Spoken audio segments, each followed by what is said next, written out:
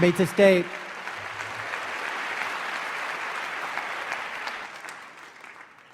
Act 2, turkeys in pilgrim clothing.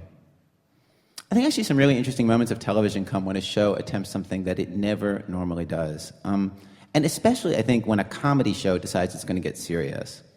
You know what I mean? Like, think about when Letterman talked to his own audience about September 11th, or when he talked about his own heart attack, or, going back a ways, MASH, killing off one of its own characters.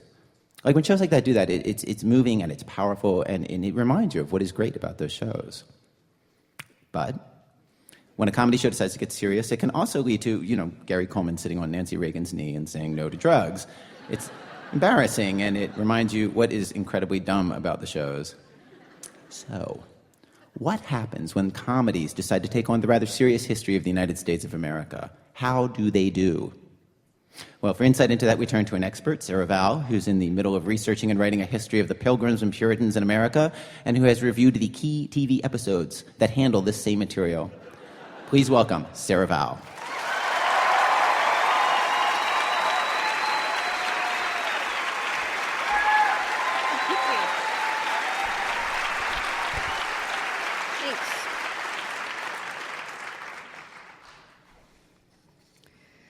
I was in 3rd grade when I saw the Happy Days Thanksgiving episode, and I loved it. The whole cast was in pilgrim costumes, so that was great. And Joni Cunningham complains that being a pilgrim sure is a draggeth. And the Fawn says things like, greeteth the mundo. Not to brag, but by 3rd grade, I was a veteran of 4 Thanksgiving pageants and considered myself to be something of a Mayflower expert. Or so I thought up until the moment Joni leaves the room and her goody-goody brother Richie asks, "Father, are you letting her go out like that? Have you seen her skirt? It's up to her ankles." I remember sitting there and watching that and realizing for the first of many times, oh, maybe the people who founded this country were kind of crazy. There are actually a surprising number of sitcoms that have done episodes set in 17th century New England, even though 17th century New England is all situation and no comedy. Here's how Mayflower passenger William Bradford described the Pilgrims' first few months after arriving in Plymouth in 1620. Being ye depth of winter, and wanting houses and other comforts, being infected with ye scurvy and other diseases, which this long voyage had brought upon them, there died sometimes 2 or 3 a day. Half of them died in the first year. Half. Starvation, lack of shelter, and this is appalling when you really think about it. These were people with the farming skills of Mr. Magoo. And if that weren't enough, they were religious zealots, so they believed they deserved every misfortune visited upon them, because their beloved God apparently decided their lives should suck just a little bit more. Yet the Puritan episode is a sitcom staple, maybe because TV networks have to broadcast something on Thanksgiving. But even when a sitcom is trying to be about something bigger like history or teen pregnancy or underage drinking, sitcoms are like people. They're self-absorbed. What they're most interested in is themselves. And when they do history, they always put their own characters at the center of the story. Mr. Ed, the talking horse, tells the tale of the pilgrim horse who saved the first Thanksgiving. And if you were under the impression that the Salem witch trials ended because rich and powerful people started getting accused of witchcraft, think again. It was Samantha on Bewitched.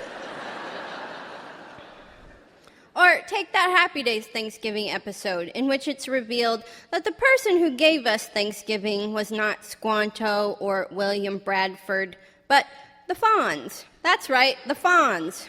Here's how it went down. All the Pilgrims were afraid of the Indians except Pilgrim Fonzie, who was their friend. Then Joni gets her foot caught in one of Potsy's stupid beaver traps. That Potsy. But you know, that thing Fonzie does with the jukebox, where he whacks it with his fist and the music plays? Turns out that works on beaver traps, too. They open right up. But he won't free Joni until everyone renounces their racism and acts nice to the Indians and invites them to dinner. Fonzie, he's the Martin Luther King of candied yams. Mostly, sitcom Puritans are rendered in the tone I like to call the "boy, people used to be so stupid" school of history. Bewitched produced not one, but 2 time travel witch trial episodes, one for each Darren. They're both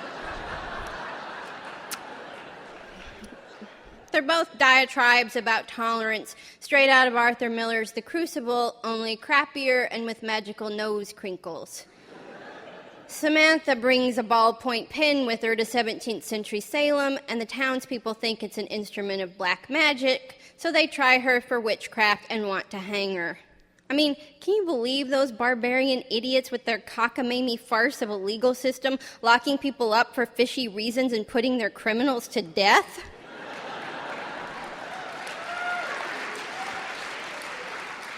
Good thing Americans put an end to all that nonsense long ago.